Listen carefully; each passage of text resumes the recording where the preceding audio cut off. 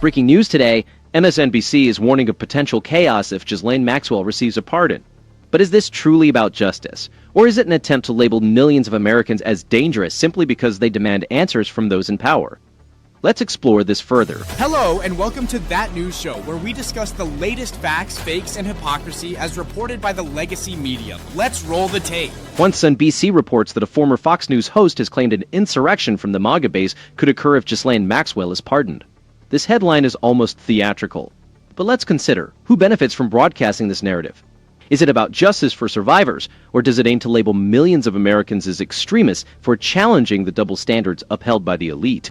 For years, the corporate media has painted those questioning the system as threats, especially if they support the current president or demand transparency in high-profile cases.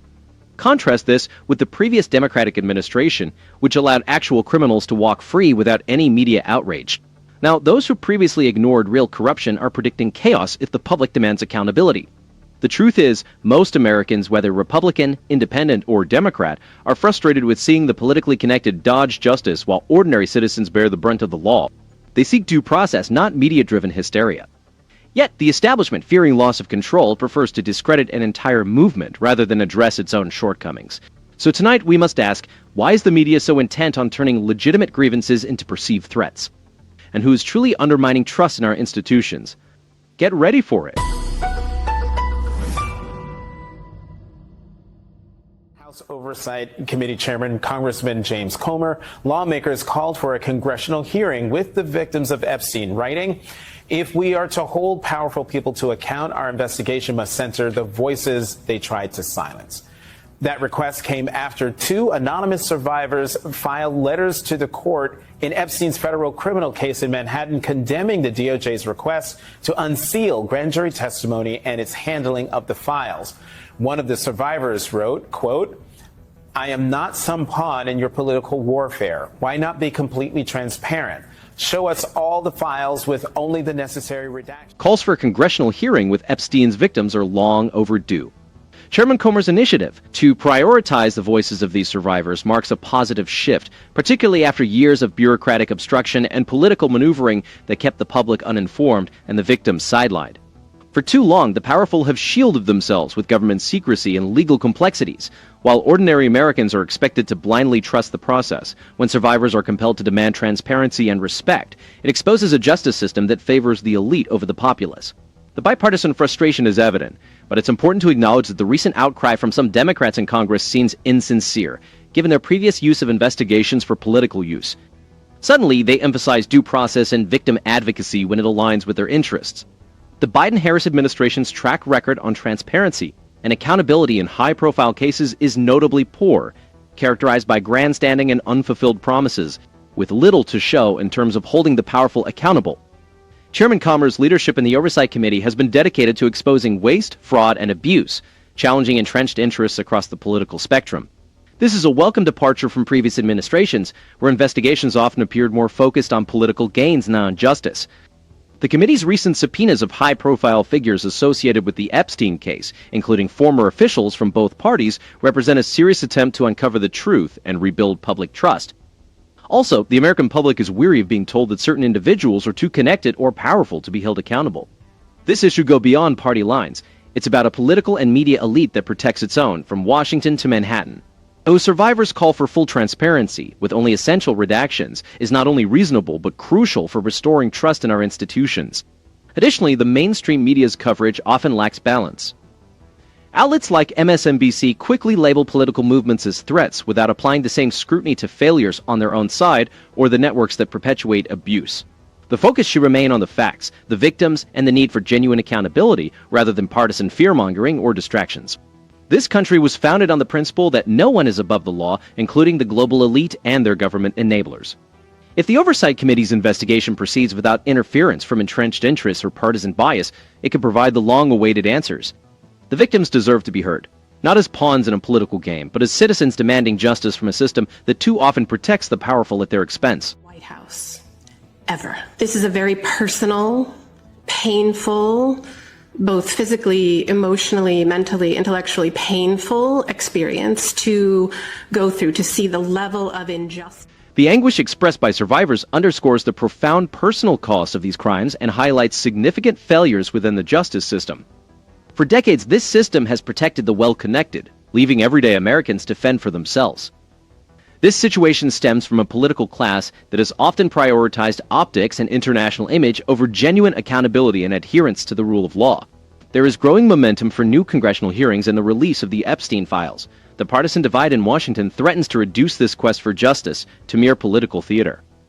Democrats, led by figures like Ayanna Pressley, are calling for hearings focused on survivor testimony. Yet, their approach sometimes shifts to accusing Republicans of protecting predators, positioning themselves as the sole defenders of victims. Such grandstanding overlooks the root causes of institutional failure and risks further politicizing the survivors' suffering. On the other hand, Republicans have proposed resolutions to publicly release all documents related to the Epstein investigation with necessary redactions to ensure privacy. This method aligns with transparency and due process responding to public demand. Yet there's a risk that these hearings could devolve into platforms for political point scoring rather than avenues for real reform. The Democrat-led narrative that frames this issue as partisan overlooks the bipartisan nature of failures in prosecuting elite criminals across various administrations. The previous administration's poor track record on transparency and accountability left survivors in limbo. Now, with increasing calls for reform, there's a concern that new measures might prioritize expanding government oversight, ostensibly to protect survivors, over tackling the culture of secrecy and privilege that enabled these crimes. This debate is part of a broader trend where high-profile scandals are used to justify expansive surveillance, increased federal intervention, and more centralized authority. History shows that such measures seldom challenge the powerful. Instead, they erode ordinary citizens' rights and suppress legitimate dissent. Americans are justifiably wary of proposals that lack full transparency and strong protections for individual rights. True restoration of trust requires openness and a commitment to holding every individual accountable, regardless of their political ties or international stature. We must avoid using this tragedy as an excuse for increased government control or as a tool for partisan gain, especially in an election year. Our focus should remain steadfast on delivering justice for the victims and dismantling the networks of power that shield abusers. Then he died in prison, and so they were not allowed to seek justice by actually having him go on trial. There was a short reprieve when Maxwell was actually convicted, but now that's being politicized. Now we have Donald Trump calling it a hoax, and now we have the idea that none of these survivors have been contacted to actually release the grand jury testimony, which, by the way, is illegal if they are not contacted to do so. And then you have Trump saying that he didn't want to hurt people. So, but the implication was not that he was talking about survivors with releasing the information. It was that maybe he would be hurting some of his friends in high places. I say all that to say that it sounds negative.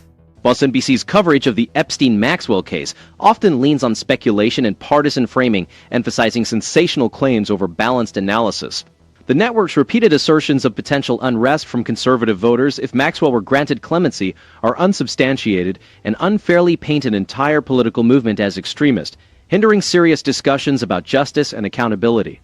Predicting chaos from a MAGA base without credible evidence seems more aimed at stoking fear than informing viewers.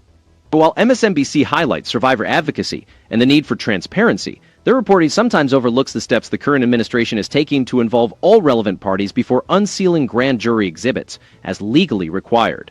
Despite ongoing efforts by the Department of Justice to include survivors in the process, the network's selective presentation could mislead viewers about the investigation status and the administration's commitment to due process.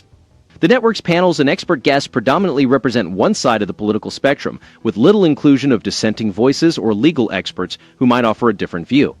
The focus on Trump's connections to Epstein and Maxwell is constant, with minimal acknowledgement of bipartisan failures or the role of previous administrations in perpetuating these abuses. This selective coverage undermines their analysis's credibility and reinforces perceptions of partisan bias. In sourcing, MSNBC often relies on survivor advocates and Democratic lawmakers, giving less attention to legal scholars or nonpartisan analysts who could provide a nuanced perspective on grand jury secrecy and victims' rights. The lack of robust debate narrows the coverage's scope and risks reducing a complex legal issue to a mere political talking point. Visually, MSNBC excels in storytelling, using interviews with survivors and advocates to humanize the issue and highlight ongoing trauma. These emotional appeals sometimes support broader claims about systemic injustice without clearly distinguishing between policy failures and political maneuvering. The network's graphics and text often emphasize the most inflammatory aspects of the story, reinforcing a narrative of crisis and outrage. MSNBC criticizes the Justice Department's handling of grand jury materials, yet seldom mentions that the department is actively notifying individuals named in the exhibits before their release, as mandated by law and fairness. This omission provides an incomplete picture and fosters distrust in institutions rather than promoting informed scrutiny. MSNBC's strength lies in amplifying survivor stories and advocating for reform. Framing every development as evidence of elite corruption or political upheaval detracts from the real issues. By focusing more on facts and less on speculative rhetoric, MSNBC could offer a clearer understanding of the progress and challenges that remain. The true danger lies not in imagined unrest among conservative voters, but in a media environment that fosters division and suspicion at the expense of transparency and the rule of law. Americans deserve coverage that holds all parties accountable, past and present, without resorting to fear-mongering or partisan spin. Only then can we hope to restore faith in our justice system and ensure survivors receive the respect and consideration they deserve. A pardon issued in silence or secrecy would reignite deep trauma, destabilize the already fragile healing process of many survivors, and could result in further irreparable harm, including loss of life. A pardon issued behind closed doors not only undermines the credibility of the justice system, but also sends shockwaves through the economy. When the public suspects that the powerful can dodge accountability secretly, trust in institutions dwindles, affecting financial markets and consumer behavior. Investors, wary of instability, might factor in higher risks for sectors like banking, insurance, and real estate, where transparency is crucial. For everyday Americans, the consequences of elite impunity extend beyond headlines into tangible impacts. A shaken faith in the rule of law prompts households to curb spending, delay major purchases, and tighten budgets. This caution affects retail, hospitality, and small businesses, slowing economic growth and stifling job creation. For small business owners, consumer trust is vital, and uncertainty only compounds their challenges. On a broader scale, using government secrecy to shield misconduct often leads to calls for more centralized authority and increased surveillance, purportedly to protect vulnerable groups. History shows that such measures seldom tackle the root problems, but rather concentrate power among a few, stripping ordinary citizens of rights and recourse. Therefore, discussions about pardons or legal strategies must be transparent, with stringent oversight and strong protections for those affected. Also, the media's focus on worst-case scenarios, like predicting unrest from political movements, distracts from the real cost of elite privilege and government secrecy. The discourse should instead emphasize the need for transparency, equal justice, and restored public trust. The financial sector, legal community, and advocacy groups all have a stake in the outcomes of these cases. If powerful individuals can obtain secret pardons, it signals to markets and citizens that the rules differ for the elite. This perception erodes the incentive for ethical behavior in business and government, further jeopardizing our fragile economic recovery. Visualize the impact: a decline in consumer confidence and increased market volatility following news of secretive legal agreements. Households might cut back on discretionary spending, while businesses could postpone hiring or expansion. Over time, this atmosphere of distrust and uncertainty drains the economy's vitality and erodes the social fabric. For survivors, the economic impact is worsened by the personal cost of re-traumatization and the feeling that justice is elusive. Secrecy in government actions not only inflicts additional harm on those already suffering, but also warns future victims that their voices might be silenced. This discourages reporting and cooperation, hampering efforts to address abuse and exploitation. The way forward must focus on transparency, accountability, and protecting individual rights. Allowing outcomes to be dictated by secrecy only deepens divisions and perpetuates a cycle of elite impunity, affecting American families far beyond the courtroom. This is just the tip of the iceberg. The recent coverage we've seen is a prime example of how establishment media uses panic to keep Americans divided and distracted. Rather than fostering honest debate, they bombard us with exaggerated predictions of insurrections, disregarding the facts and due process. These are the same networks that for years dismissed riots and lawlessness when it suited their narrative. Now, they want us to believe that ordinary conservatives pose a national threat. Why? Because instilling fear consolidates their power. Under President Trump, we've seen policies that prioritize Americans over global elites.